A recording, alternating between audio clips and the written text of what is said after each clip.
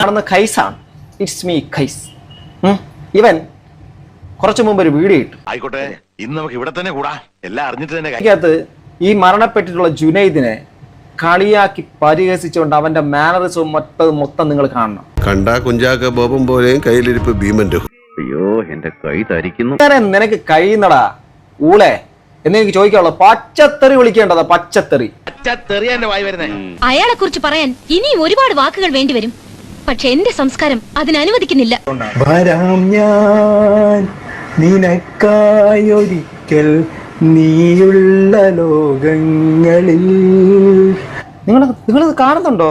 ഒരാൾ മരണപ്പെട്ടതിന് അയാളെ ഓർമ്മ അയവിറക്കുന്നതാ. ഈ രോഗത്തിന് ഒരു ചികിത്സയേ ഉള്ളൂ. രാത്രിയിൽ നാഷണൽ ഹൈവേ കൊണ്ടുപോയി കുറച്ച് ഭൃതിഞ്ചകൻ ലേഹ്യം കൊടുത്ത് ഫുട്പാത്തിൽ മയക്കി കിടത്തുക. രാത്രിയിൽ എഴുന്നേറ്റ് ഏതെങ്കിലും ലോറിക്ക് അടവച്ചോ. സമയത്ത് ഇങ്ങനെ കളിയാക്കിക്കൊണ്ട് ചിരിക്കാൻ നിനക്ക് പറ്റുന്നല്ലോ. ഇത് എങ്ങാടാ കഴിയുന്നത്? നീ ഒരു മനുഷ്യനാണോ? ഇങ്ങനെ വെറുതെ വിട്ടാ പറ്റില്ല. റോസപ്പ് പോലുള്ള കവിള എനിക്ക് കൊതിയായിട്ട് പാടില്ല. ഞാൻ എന്ന് രണ്ടെണ്ണം പൊട്ടിച്ചിട്ട് ഓടിയിട്ട് വരാം. നേരം എന്നോട് ചേരണമെൻ ജീവനിൽ നീ, അതില്ലാതെ വയ്യം നെഞ്ചോരം. എനിക്ക് നല്ല പൊക്കണ്ടല്ലോ, നല്ല നിറണ്ടല്ലോ.